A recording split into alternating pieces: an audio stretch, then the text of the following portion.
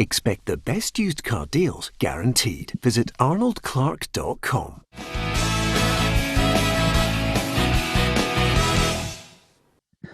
Welcome to Peter and Roughie's football show, sponsored by Arnold Clark. We're on Facebook Live, we're on YouTube Live, and we're delighted that you could join us. If you've got any messages or any point of view that you want to post to us, by all means do so on our Facebook. We'll read out as many of them as we possibly can. Stay home and make sure you and your family are all safe. Safely in his house, Darren Jackson, as you can see, and Alan Ruff as well, here to join us this afternoon. And of course, don't worry, Barry Flip-Flop Ferguson will be back with us on Monday as well. As far as today, we've got lots to talk about, including an exclusive one-to-one with the Motherwell Chief Executive, Alan Burrows, talking about the current situation and, of course, the discussions that are taking place with all 12 Premiership clubs and the lower leagues as well. So some interesting points that Alan makes today, well worth staying and listening to. Even if you're not a Motherwell fan, it has obviously implications for all the clubs across all 4 divisions. So well worth a listen there. Roughie, starting with you. Hey, what about Partick Thistle? Great news, keeping the staff on full pay for the time being at least. Yeah, I've said it all along. There are certain clubs who are fortunate enough to have run their businesses properly in a financial way, which Partick Thistle have, with no debt at all.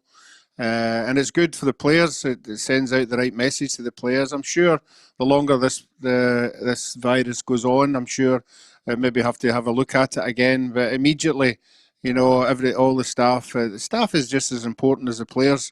I'm sure they'll be very happy that the clubs came to this decision. Always helps, Roughie, that you had a millionaire to start with. Is that fair? Yeah, I would say so. But it's all right having all that money, but you've got to use it wisely. Some teams could have been foolish with it and got seriously into debt, as some clubs have done. But we haven't, so well done to everybody.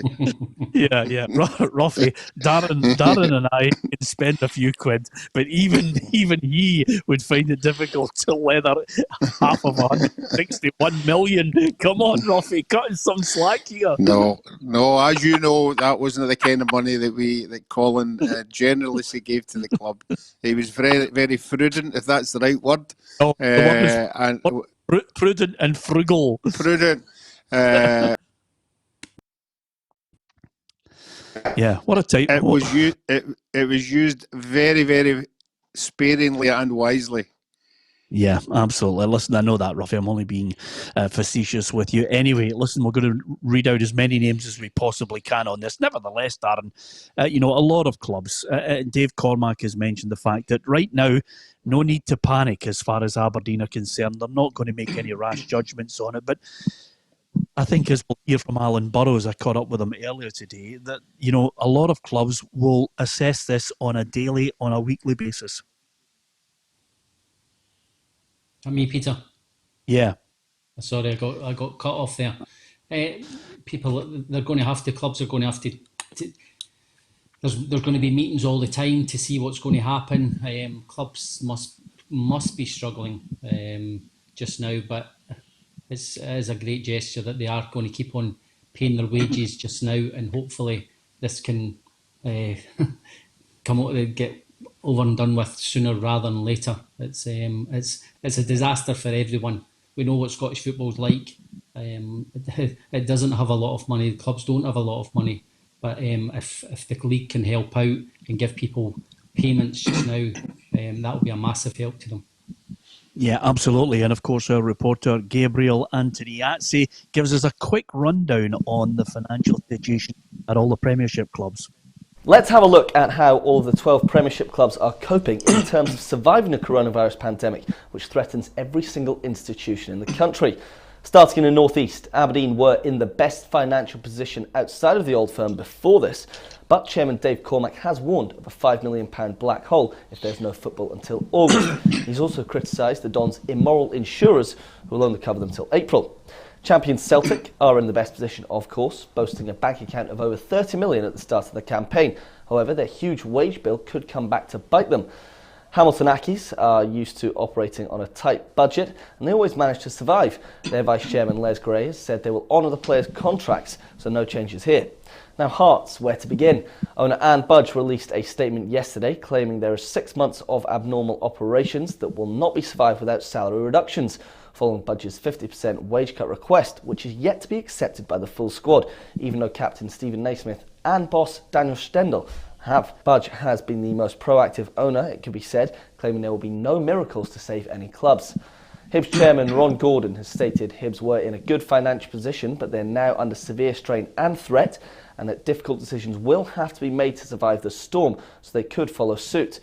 Kilmarnock boss Billy Bowie is confident his club can ride the wave with no cash flow problems and a £50,000 donation from the Killie Trust. However, he agrees with Dave Cormack of Pittodrie that everyone will struggle if there is no football until the end of summer. Livingston have offered fans the chance to become shareholders if they help by pledging a minimum of £20 a month. Fans will then have their total cash contributions converted into shares in June 2021. Motherwell Chief Executive Alan Burrows insists the Fir Park men will survive the storm after finally balancing the books in the last few years, although he has stated tough times are ahead for all. On to Rangers, who were set for a new £20 million from Far East investment backers. It remains to be seen if the impending worldwide recession will affect that, but despite their £30 million wage bill, they should be fine in the short term. Millionaire Ross County chairman Roy McGregor has ensured that he will cover for the club financially if needed in the short term. In times like this, a small wage bill, like County have, can be a real benefit. St Johnstone are also in a good position. They're debt-free and have promised to not put wage cuts in place like Hearts have. Again, though, the longer the hiatus continues, the tougher it will be. And finally, St Mirren, who are financially stable and on their way to being fan-owned. No cuts will be needed in Paisley yet, but like the rest of the division, the sooner the football returns in a safe manner, the better for everyone involved. Yeah, thanks to, of course, Gabriel for giving us a quick rundown there. And just for the benefit of everyone, not Darren, but obviously people get worried, Roughie, when they hear you coughing non-stop in the programme. You're okay. You don't have coronavirus. You're just a non-stop cougher when other packages are on. No, I'm just sort of clearing my throat. There's no cough whatsoever.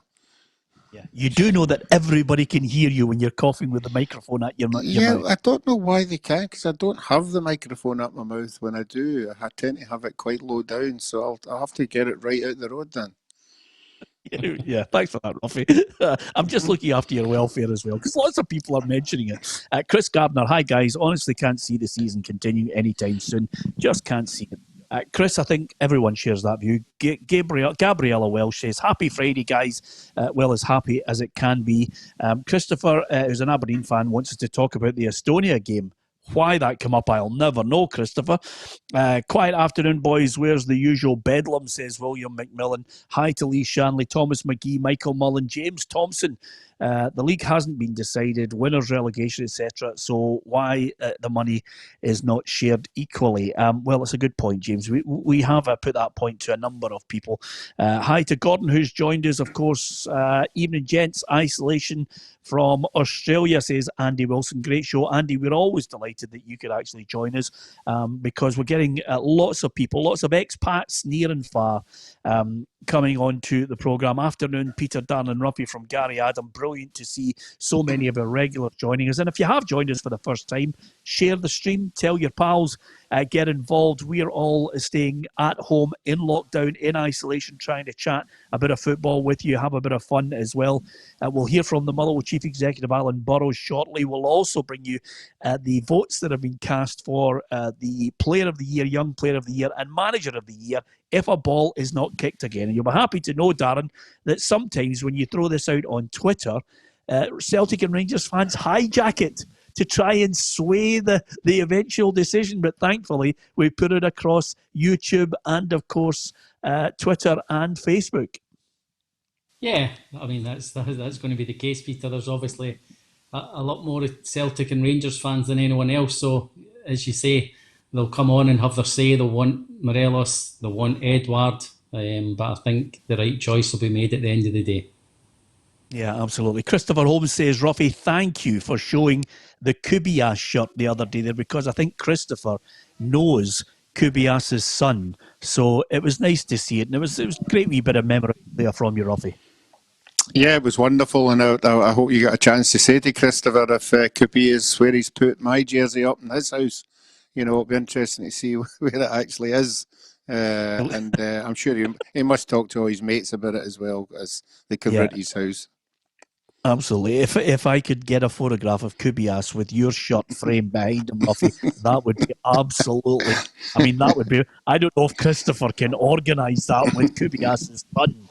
But the other great thing about that is, for the benefit of anyone who doesn't know, Kubias was the number 10 for Peru. He was actually, I think, at the time he played in the 78 World Cup, he was in the twilight of his career with Peru, because I know he starred at the 1970 World Cup.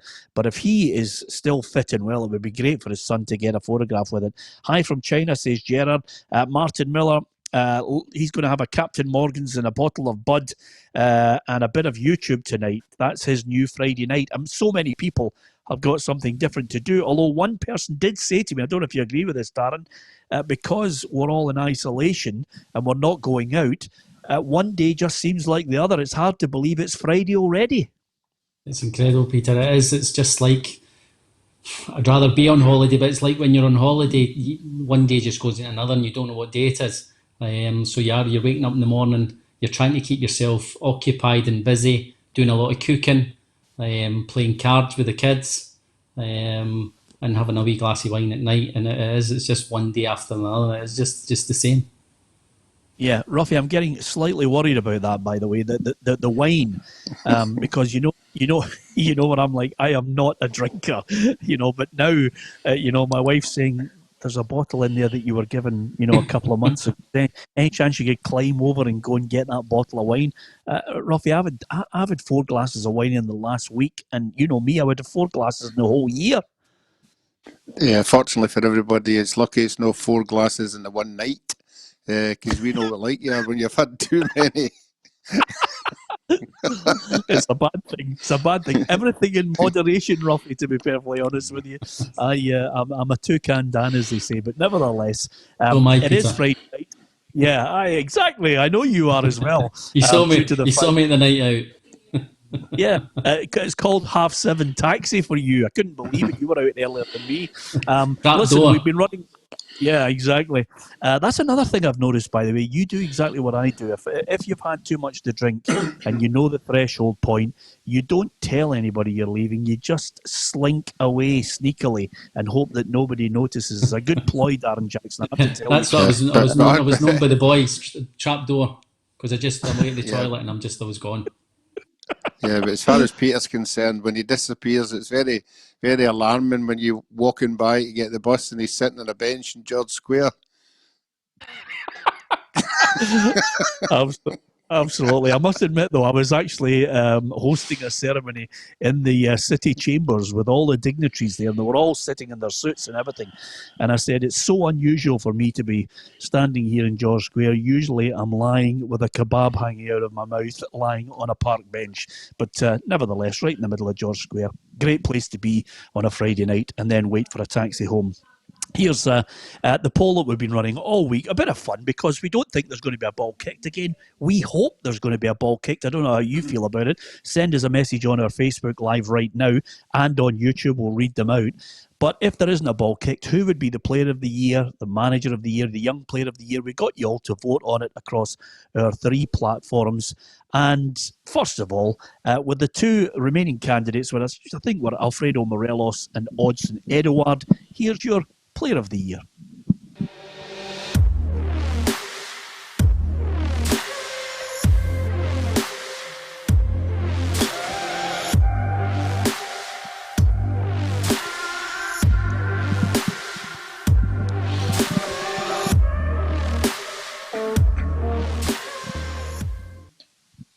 I noticed, Darren, that former Rangers player Alan Hutton was quoted in the papers saying there'll be a race for his signature in the summer. Everybody will be after him. I wonder, will his fee be affected by the coronavirus, or will Celtic dig in? Well, knowing Peter Lawwell, I think Celtic will dig in, and I think they should dig in. I know it's going to be very hard because of what's happened, and he thoroughly deserved it, in my opinion, Peter. I mean, yes, Morelos had a great. I said earlier on Tuesday, I said about it's all about timing. Morelos had a great start to the season. The first 6 months or first 5 months, 29 goals. But Edward was still good. Now Morelos has just gone, and Edward stepped up and really, really produced magic in goals, but magic in creating goals, and him and Griffiths have set up a great partnership, a fantastic partnership, and I think it's well deserved that he's won it. And but I do think there'll be loads of clubs banging on Celtic's door, hoping they're going to get him for a good price because of what happened. But we all know Peter Lawwell, and he'll dig his heels in, and he'll get the best price for Celtic. Yeah, I hate to say this. This is the most surreal, Facebook Live and YouTube Live I've ever been involved in. I'm going to ask either one of you. Do either one of you have a television on? I can hear a television in the background. Roughie. Sorry, it's not me. As I told you, I'm in the dining room. I'm miles away from a television. Not guilty. Television's off, Peter. Yeah, okay. I don't know. I must be going mental. I can hear a television in the background. No, It is not here. Anyway, I think I need help. Now, Christopher says, Darren, did you play with Scott Booth for Scotland? Yes. Yeah, okay. That was all his questions. He didn't want to know any more. Alan Montgomery says, afternoon, guys. Enjoy listening to the show in the afternoons. Any top 10s today? Yeah, we had our top 10 on the top players in the world, Darren. You missed that. With Pele in number one position, followed by Messi, Ronaldo and Maradona. Would you have changed that four around? Maradona fourth.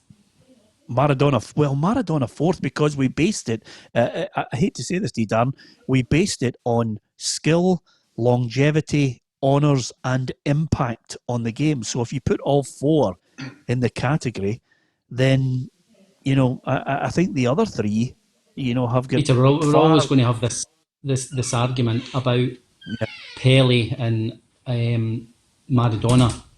Now, I don't know if have you watched the documentary? Yes. I mean, he's gone to Naples and a team who were doing nothing, and he won the league, and then he went. And you're right, everyone always needs a team. You can't win it single-handedly, and people turn around and say, "Oh, it was Maradona's World Cup. He won it. He won it alone." You can't do that. But by what an impact he had on both, and I just again Pele, you'll go on 3 World Cups, 17. Incredible record scoring goals, but it's Maradona for me. I mean, you saw in that documentary. Sorry, at number one, Maradona. Yeah, wow. I mean, you saw in that documentary, and the players Pele played with were absolutely world class. And I'm not taking away from the Argentinian players that they weren't, but they were world class. That Brazilian team was go down as one of the best ever. But Maradona, you saw in that documentary, the abuse he took, Peter, was incredible. I mean, you can't go you can't brush by anybody now, and it's a foul. No, absolutely. Have you ever tried to get into a world class team at 17? Just a thought. Listen, wait there, hold on. I get your point, and I'm not saying it is touch and go, but I think it's got to be the two of it's Pele and Maradona. Yeah, wow. It's a great argument. It's a great pub argument, but we're in isolation at the moment, so there's no point in continuing it. Hi, guys. Love the show. At least you guys give us a talk about football. Yeah, Robert Galvin. Spare a thought for him, Roughie. Robert says, that's me down to watching goal of the season 1983. Martin O'Neill scored a belter for Norwich, apparently. Now, I don't know if you guys have watched this. One of the guys that I love watching, and I think they're doing it on BT Sport, Roughie, is they're showing you old The Big Match from ITV on BT Sport. It's an absolute belter of a programme. I'm just giving everybody the chance to see them. If you get onto BT Sport, I think it's BT Sport 3, they're showing great old games. And I even spotted our old compadre Gordon Smith playing for Brighton in one of the games, the hair immaculate, and of course him wearing the number 10 shirt. Yeah, well, unfortunately, Peter, I don't have BT. But I know the game you're talking about that Gordon played in. I saw it And you're right, full head of hair, Wilson down that. Remember, he was a midfield player now, not a striker. Obviously, Wilson by 2 or 3 people. And it's amazing, you know, the record he had down there. And as we all know, he's so well liked down in Brighton. Yeah, I've got Ian Workman says there's more important things going on just now in the world rather than moaning about who wins the league and who gets relegated. Listen, Ian, you're absolutely right. I think it's one of those ongoing things that a lot of football fans are just talking about because they want resolution on it. Andy Wilson, a lot of people saying, where's Barry today? Barry's had to do something important that he gave us a call about, and quite simply, he's safe and well. But he will be back with us on Monday. Andy Wilson says he's finishing his mince and tatties, which hopefully we will get a chance to get a sniff at as well. Listen, I can tell you we'll have a one-to-one with Motherwell Chief Executive Alan Burrows coming up. As far as the young player, there was 2 candidates for it. One of them was Jeremy Frimpong, and the other one was Lewis Ferguson. Here's the winner.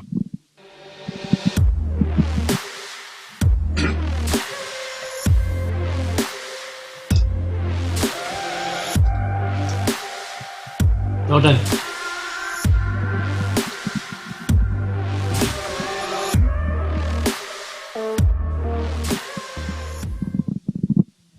So there you have it. Don't forget, Darren, if you shout out, we can hear you. The other point I was going to make, every day is an education. My daughter's making a noise in the kitchen. I'm trying to tell her to be quiet. That's not what you're doing. I was just listening there. Now, I could hear you shouting. I thought to myself, is he shouting at his daughter? Never mind. That's the joy of it. Well, I'm delighted to say I'm joined by the Motherwell Chief Executive, Alan Burrows. I don't know what happened there. I think we got ahead of ourselves with the Alan Burrows one. Anyway, there's the 2 candidates. One of them was Frimpong, the other one was Lewis Ferguson. I think Lewis Ferguson deserves it, Roughie. Yeah, I think we all made a case for both players. I think the both of them been a breath of fresh air this year. The young boy coming in at 18 and playing in a cup final and playing outstandingly. And to come into, Darren will tell you, for a young 18-year-old boy to come into a Celtic team and hold down a place, it says a lot for him, and a tremendous player for the future. But I think Lewis had been more consistent of the season, and we've all been talking about him. Should Rangers go for him? Should Celtic go for him? I think that just shows you how good a season he's had and the quality the young man's got. And it'll be interesting to see if either of the 2 of them do go for him. Yeah, absolutely. He'll be a great signing. I think he's got his peak in the future. This one here says, can remember being in Roughie's company years ago in Peebles. We had a drink and then went back to his hotel. That's from Jenny. That's from James Roughie. I just wanted to put the fear of God into you. It's James. It's James Thompson. Just when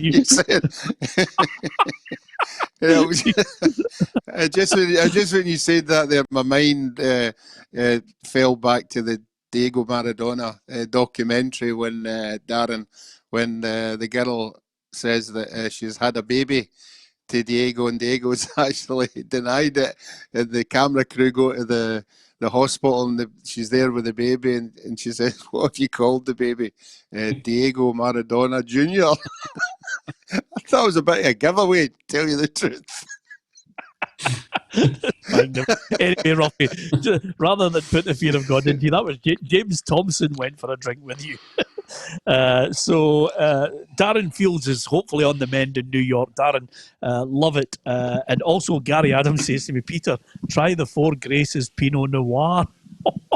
I'm not even at that level yet, by the way, I have to tell you. And lots of things coming, lots of people coming in. Hi to William Beck, Michael Mullen as well. And John Harron says, hi guys, love the show all the way from Vladivostok. So I'm going to say to you, John, hopefully you're safe and well. Brilliant that you've joined us. That is absolutely brilliant. Jeanette McGinn, who's obviously singing the praises of French Eddie. John Black joins us. Gordon Reid as well. Lots of people. Stephen Coulthart. Hope the season starts back soon. Stephen, you'll never believe it, but we all feel the same way on that. Just incidentally, Darren, you said there that Celtic should dig their heels in. What figure do you think they'll get for Edouard if he was to leave? I don't think anybody wants to see him leave, but if he were to leave, what could they command? I think you're looking at 30 million, Peter. I think you're easily looking at 30 million. When you look at the prices down south, and I know it is different, and they look upon the Scottish game that we'll get them cheap because but Celtic don't need to sell. Okay, I think has he got 2 years after this or a year after this? I think he's got 2 years left now. 2 years after this, so they're under no pressure to really sell him this summer. But I think they should be looking at 30 million, because you look at his record with France under 21s. It's no long before he's going to become a full internationalist, and look at the players he's going to play with the France team. And I think he's an unbelievable talent. Early on in the season, I worried when Celtic went to Livingston and got Ryan Christie sent off.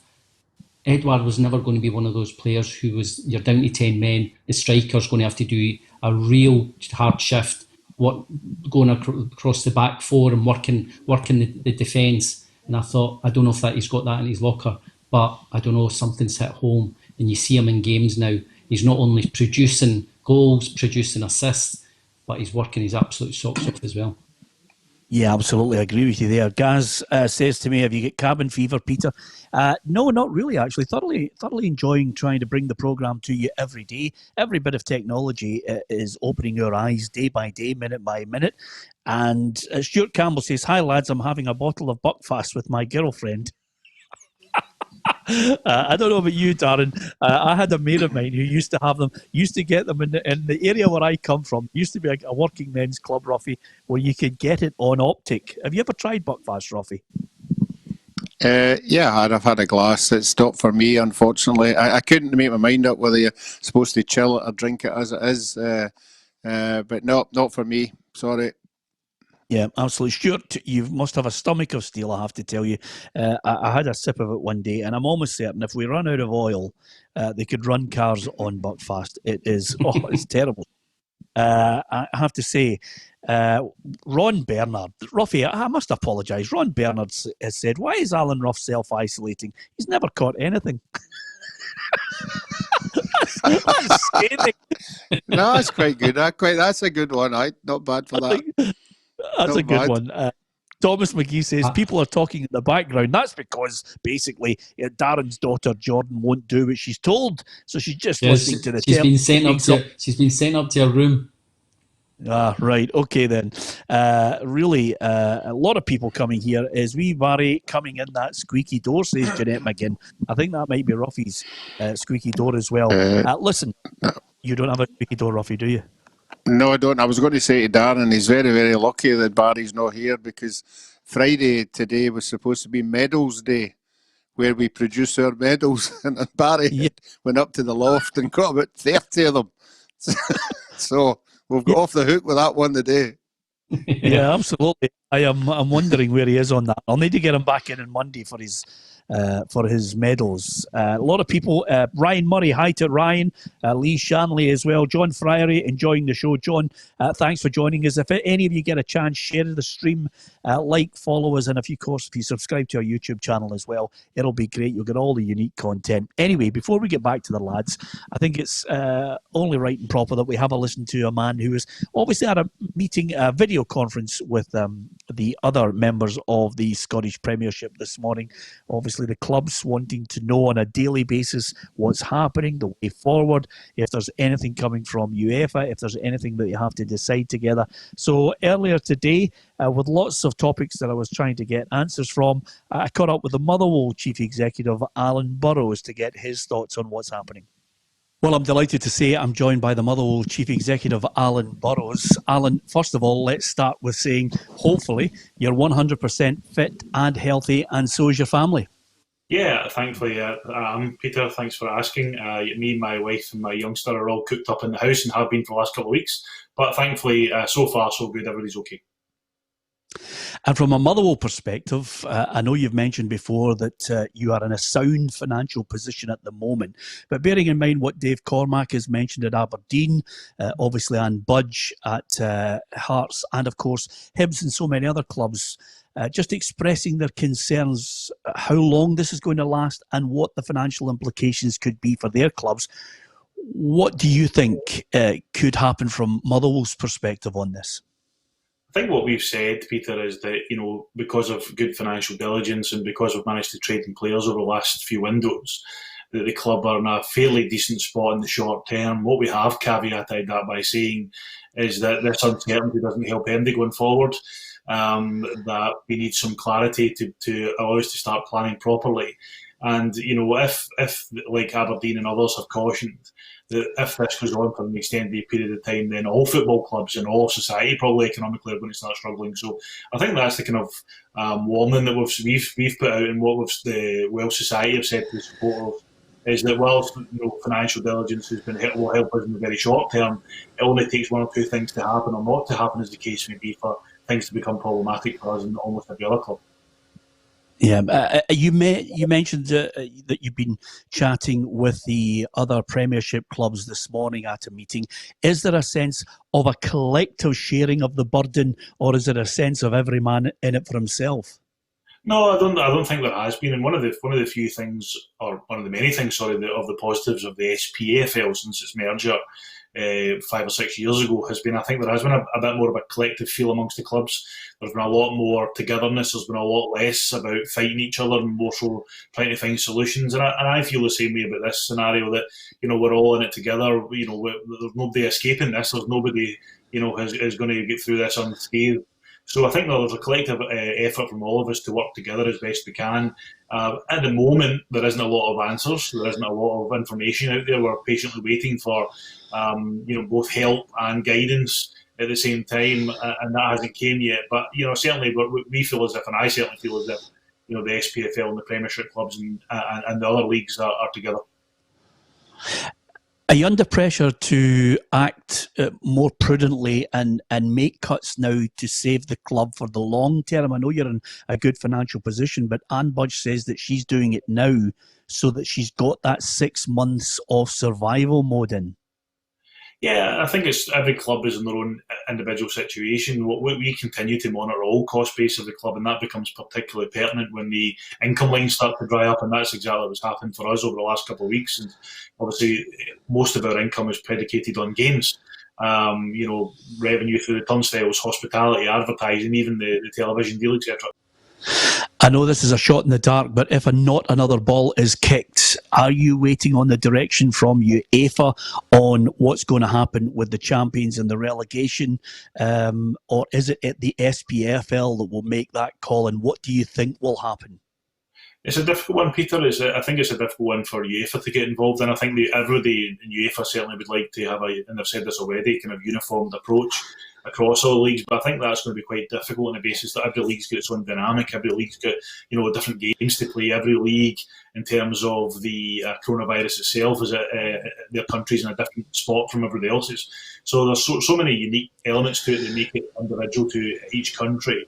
And in terms of what will happen here, I don't know is the answer to that question. I think what we are looking for and what we're hoping for, and I'll repeat this as I've said this a few times, is just some guidance from government first and foremost about what they feel, because we've been taking our lead from both the national and the Scottish government this whole time.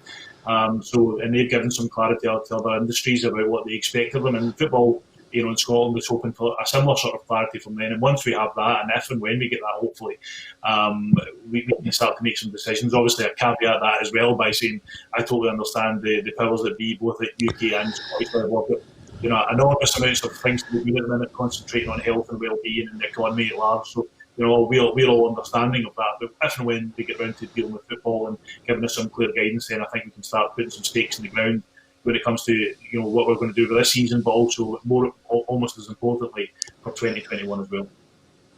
What would you like to see happen?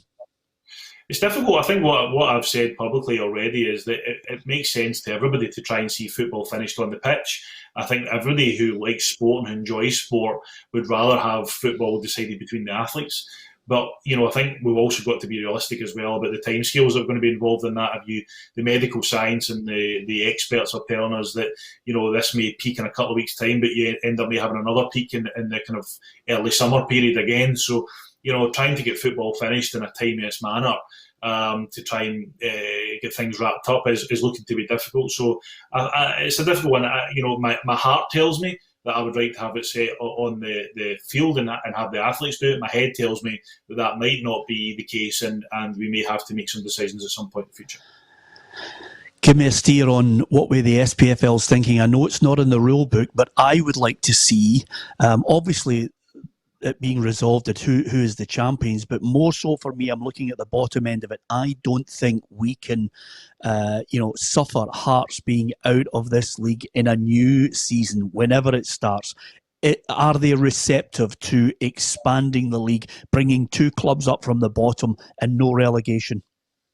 This may surprise you, Peter, but I think we've not really had any of those types of discussions. I think our first priority is to try and get some clear guidance from government about what they want to see happening, because that'll allow us to then plan. I mean, for example, if we're going to finish on the pitch, then there's very little point in having any detailed discussions about what we would do with campaign promotion relegation, because obviously that would be sorted out on the field.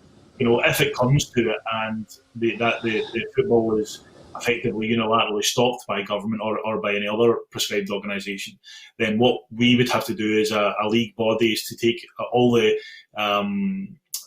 opinions and advice and the viewpoints from the member clubs, and then as a board weigh that up against all the different parameters we have. But what I can tell you is we've absolutely not put the cart before the horse in that scenario. We've not decided to start saying what would happen if this happens or what happens if that happens. So I think that can lead to a very dangerous set of circumstances, particularly when you're dealing with a lot of times clubs' immediate financial health.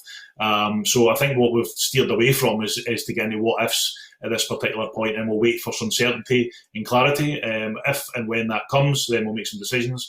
Until such times, it's very much a case of focusing on that primarily. Okay, 2 points to finish then. How vital was that early payment coming from the SPFL for you and for other clubs that you've spoken to? Yeah, it's something I was particularly pushing for at the SPFL board level, because I knew how difficult clubs were going to find it to make their March pay run. A lot of clubs in the SPFL, bear in mind there's 42 of us, and that ranges from a very, very expansive, well-run PLCs to right down to very, very small community clubs. So there's a whole bunch of dynamics in there. But I think what we all rely on is cash coming through the gate and cash coming in week by week to help us pay salaries. So I was very, very keen for the SPFL to try and look at ways in which they could forward that on. And thankfully, the executive, Neil Doncaster, and his team have managed to do that. And so I think it's going to provide huge help for us in the short term.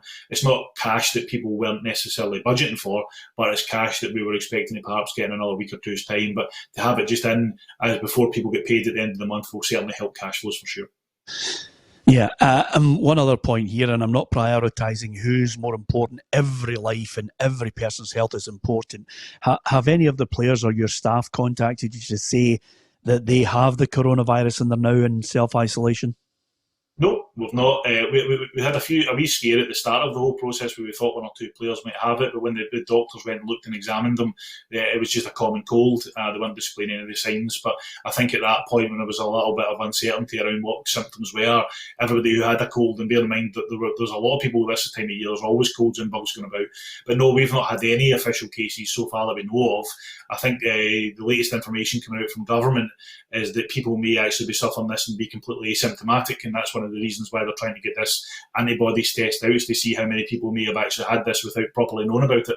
So if and when that comes out and we test players, it may come as a surprise to some people that they've had it and they're now have hopefully some immunity to it. But at this moment in time, as we speak, we've had no confirmed cases at Motherwell, both either from the playing staff or from any other members of staff at the football club, and hopefully that continues to be the case.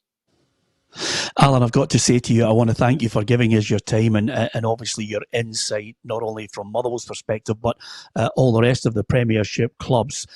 Far be it from me to advise you on how to decorate your house, but you need to get some photographs behind you. You need to start putting photographs up of the family, your lovely kids and the wife. I don't want you to obviously get peeved at that, but that bare wall is doing nothing for me. That's the barest wall in the whole house. I thought it'd be the most neutral. I don't think I'd get much slagging for that. Although you found a way to actually get my so I wouldn't get out of Peter Man, I wasn't getting a bit. So thank you very much. Brilliant. Thanks for joining us, Alan. There you are, top man. And Darren, you should take a leaf out of his book. Look at your wall behind you. Hey, look at Roughie's get pictures up of his great teams that he played for. You've got nothing. No, they're all in the garage, Peter. It's I'll tell you one thing, it was good. It was good listening to him there. It's a good insight, Darren, into the predicament for Motherwell and everyone else. I can just say that, he just as an aside said to me that the guy Paul Conway, who's the Barnsley owner, had an informal chat about the possibility of them buying Motherwell. Hearts have knocked it back. Motherwell have knocked it back. I think sometimes, in these difficult times, some people with a bit of money might look at this as an opportunity to take over clubs in financial difficulty, which is not necessarily a good thing. No, it's not. And well, we're just actually talking about, Peter, the same scenario as Edward. Clubs might try and take advantage of the coronavirus and teams in Scotland struggling.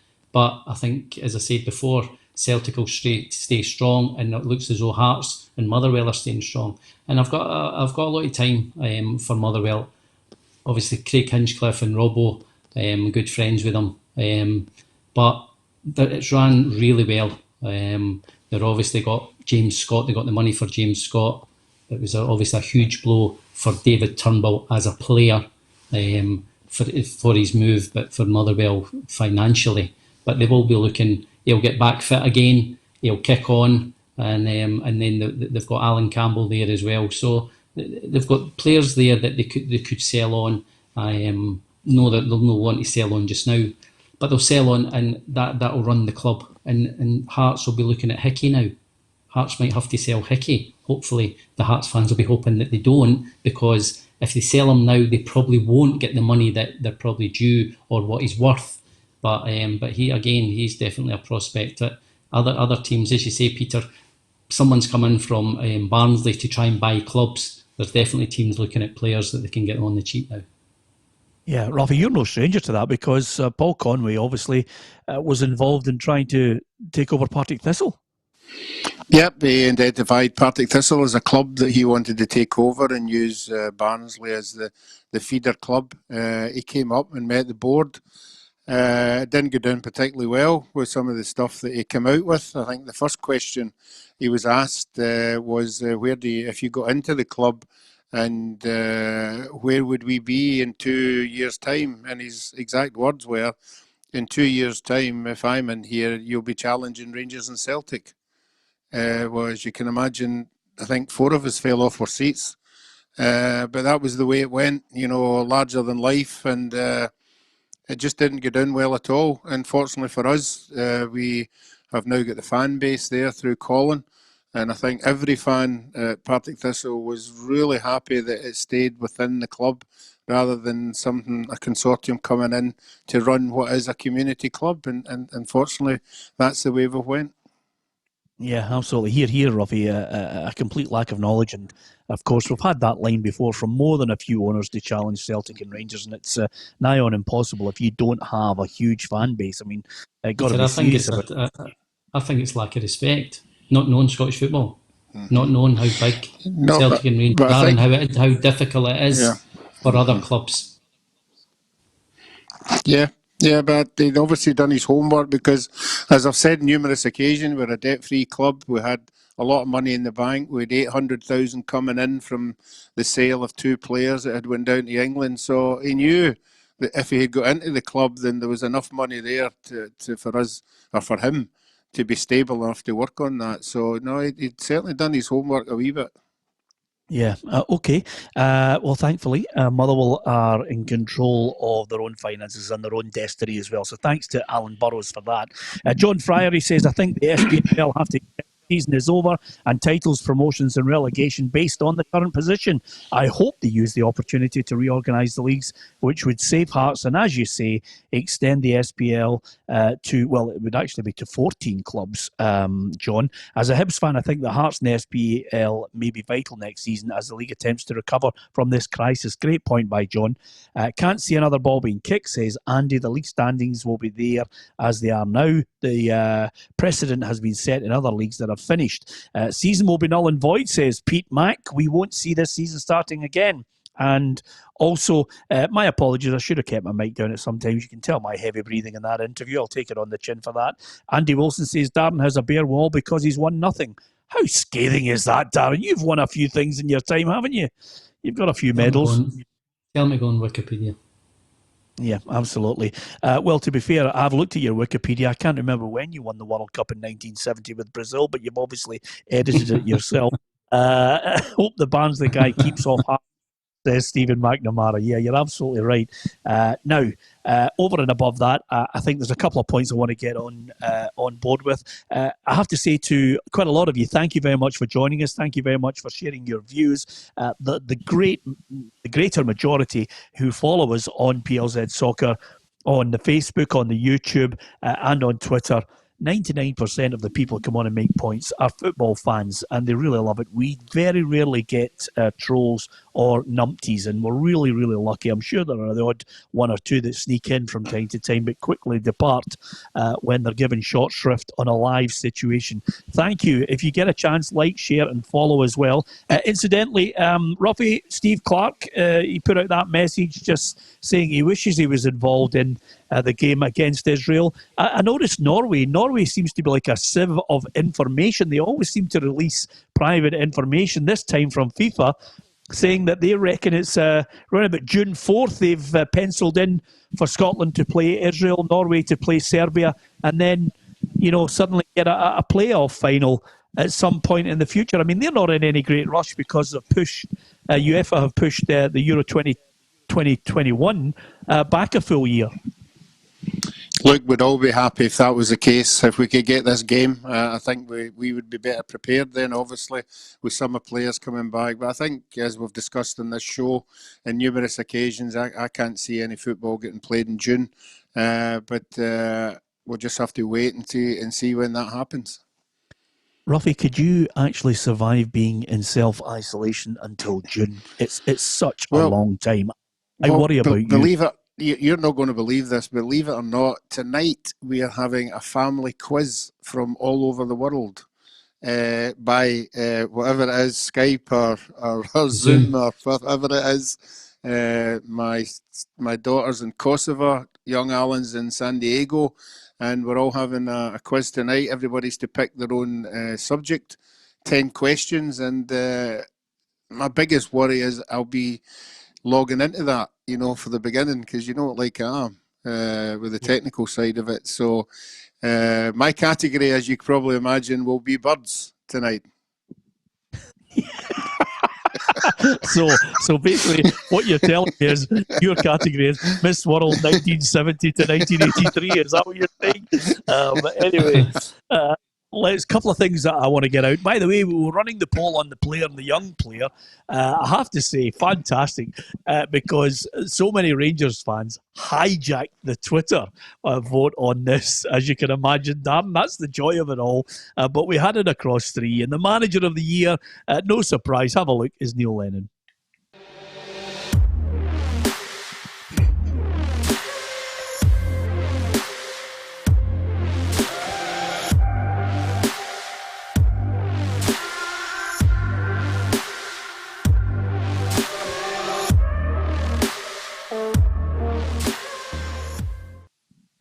Neil Lennon, I think, is like Marmite for anyone who doesn't support Celtic. But I know him personally. I think coming back in, he was the right man to take over from Brendan Rodgers, steady the ship. I think he deserves a lot of credit, maybe not getting as much credit as he should do, Darren Jackson. He does deserve a lot of credit, Peter. I did say at the start, I thought Neil was just in the right place at the right time when Brendan left. But he has definitely taken them on. He had a hard act to follow in Brendan. But the last year, probably Brendan's last year, they weren't playing as well as they had in the previous two, which the first one was obviously a hard one to compete with when you go on a season unbeaten. But I think Celtic are playing fantastic football. I think obviously since the turn of the year, they had a wee. There's players in the Celtic team, Peter, who are only used to winning, and they've only been used to, obviously, the last few years winning the treble. So that game against Rangers was a real wake-up call for them. And from Neil's point of view, the chats probably they had when they were probably in Dubai, and he would probably hope it did hurt them that much. And they've kicked on from there. And you've got to give credit to the manager and the staff for that. Yeah, I don't think there's any doubt, Roughie. He was always going to win it. He's well worthy of it, whether it's 30 games played or getting to the end of the season. To get from December 29th to suddenly a 13-point advantage, they just were relentless. Yeah, I'm glad it came down to the two that it's come down to. I think we would have had another open debate if it had been Gary Holt or the Motherwell manager with the budgets, no scenario. But between the two that eventually we whittled down to it, and I spoke about it in the show, for me, it's all about winners. It's all about winning trophies at the end of the season, or it's players picking up medals. And for me, Neil Lennon and his players haven't done anything wrong. Roughie, this is a great message come in from Scott Weir on our Facebook, Roughie, who says, I scored 3 goals against Roughie. Do you remember the name Scott Weir, Roughie? Not off the top of my head. Was it? Who did he play for? He scored a hat-trick against you in 1987. Scott Weir, can you remember? Does that maybe ring a bell now? No, 87. No? That was just as I left Hibs. I think I left Hibs there. And I went to America. Well, you were at Hibs. No, Scott Weir doesn't ring any bells? Okay. Nope. Scott Weir, I scored 3 against Roughie when I was the Hibs mascot in 1987 when you were playing Dundee United. I can't believe you don't remember Scott, by the way, Roughie. That's a disgrace. No, well done to him. You know, it must have been in the warm-up. That must have been when it was. Oh, he was looking magnificent. I think he was only about 3'2". Anyway, couple of points to finish here. Rangers and Celtic. This is an interesting one, Darren. If the season is not finished, then Celtic have said if they're unable to complete the max fixture, then what we will do is, if they're not rescheduled, the season ticket holders will be compensated for any corresponding reduction in services. In contrast to that, papers have run this today. The Rangers will not be giving any, money back. The club cannot accept any liability for any expense incurred, even in the event that the match is cancelled. So it's an interesting one. Not only Celtic and Rangers, it's interesting to see how other clubs deal with season ticket holders who won't get the full quota of matches that they've paid their money up front for. It's a hard one for clubs, Peter. If you give them the money back, obviously they're delighted, but if you can't give them money back, if you've used that money in the transfer market or on wages, and especially on wages just now, it's actually going to be very hard to give them the money back. So they're in a kind of catch-22 position that if they don't have it, how can they actually give it back? Yeah, it's a good point. Well, some people would suggest, wait a minute, you do have it. You need to, make your priorities on, are the fans the most important? They're giving you the money up front. Do you compensate them, or do you try and come up with some other kind of package for next season? I think they'll come up with a kind of package, because they obviously need the fans. They don't want to do their fans, and they're not going to turn around and say, oh well, the season's finished, we're not giving you any money back. I think maybe if they could give them the season tickets, give them the League Cup next year free or whatever, they'll definitely try and do something to repay their fans for their faith. Yeah, and listen, in these difficult times, I know everybody has said it to you before. Thank you very much for sticking with us on Facebook and our YouTube, which is growing bigger and bigger. The support we're getting and the people actually commenting on all of the headlines day to day, and of course the guests we have on, is absolutely superb. So thank you to each and every one of you. Of course, just to bear in mind, we know we say stay home, stay safe, keep yourself healthy. And of course, make sure your family's close by, and if you can't get to them, you now got to call them, because you don't want to leave your house if any of your family are elsewhere. Give them a wee call, make sure they're okay. Spare a thought for Mikel Arteta. He was one of the early players in football that actually mentioned, I know he's a manager now with Arsenal, but he mentioned that he had the coronavirus. And here's a little clip from Mikel, obviously getting back to full health, and some of the things that he's missed when he was sick.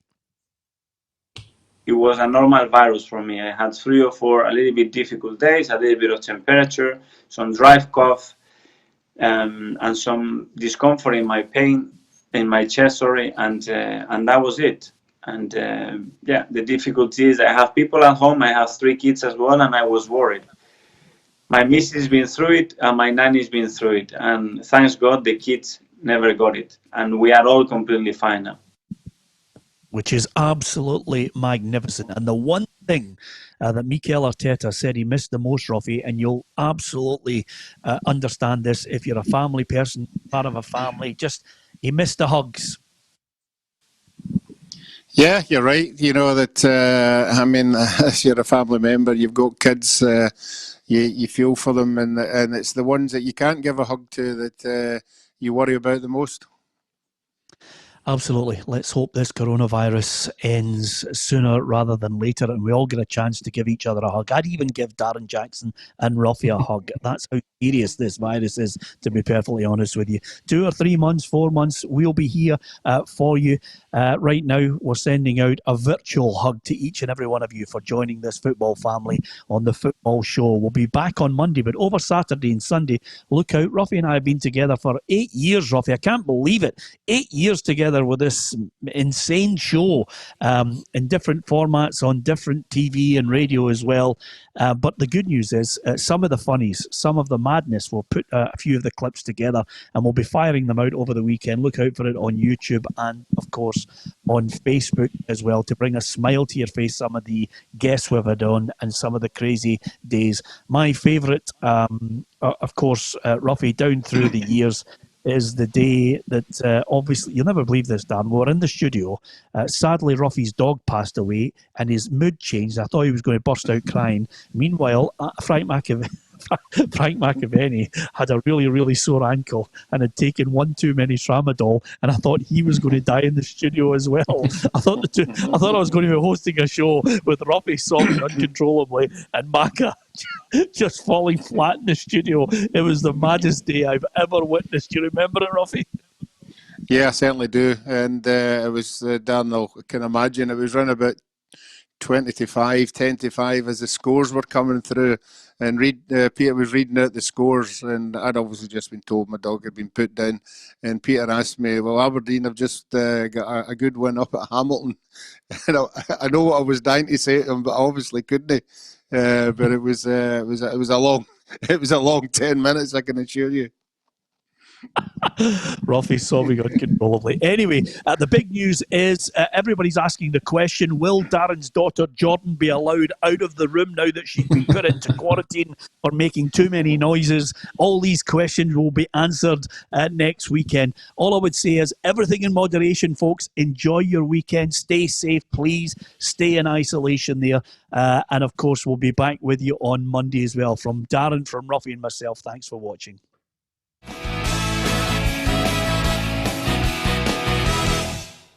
Expect the best used car deals guaranteed. Visit arnoldclark.com.